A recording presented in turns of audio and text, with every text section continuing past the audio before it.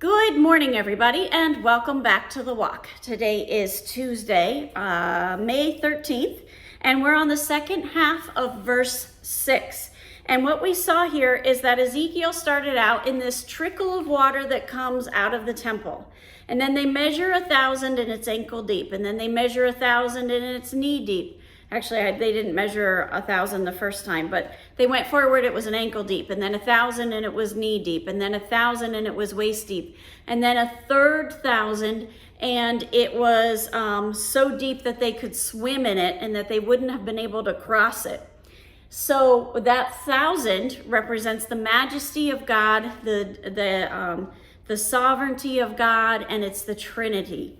So that brings us to the second half of verse 6, which says, "Then he led me back to the bank of the river. As I went back, I saw on the bank of the river very many trees on the one side and on the other." Okay, so anytime you see trees in the Bible, it represents man. This is not just in the physical, this has that symbolic representation in the spiritual. Verse 8, "And he said to me, this water flows toward the eastern region and goes down into the Arabah and enters the sea. When the water flows into the sea, the water will become fresh.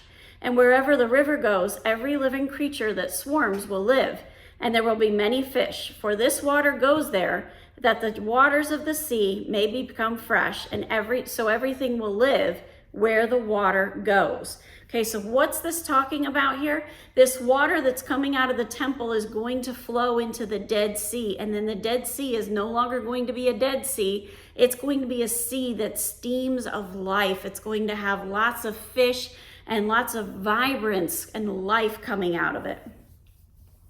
The Cultural Study Bible had this to say about it: "There will be large numbers of fish because the water flows there and makes the salt water fresh."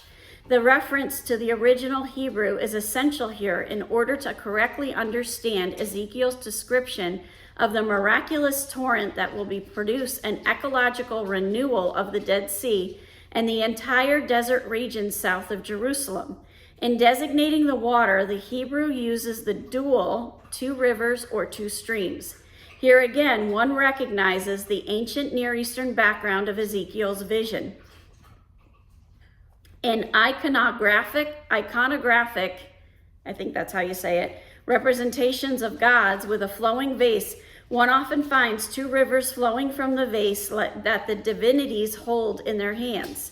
In Mesopotamia, the two streams are supposed to represent the Tigris and the Euphrates. Right away, you're thinking about Genesis, where it talks about the Tigris and the Euphrates.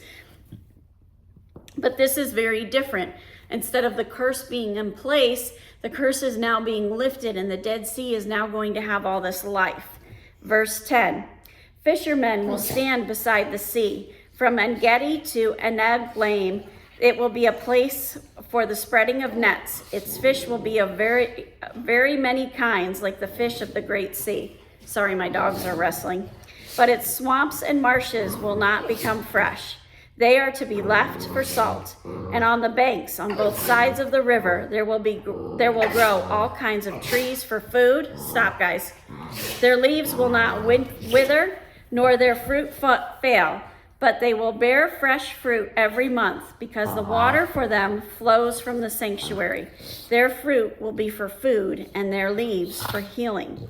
So what does this mean? The Cultural Study Bible had this note, and it said that the tree of immortality, not immorality, very different, immortality, it will have leaves that never wither, and it's associated with an ideal setting of a paradise-like sanctuary. It's like the Garden of Eden is being reestablished, and you have that abundance of food.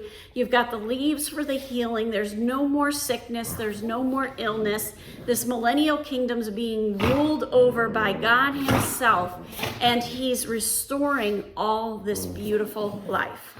Have a wonderful day. God bless, and keep walking the walk.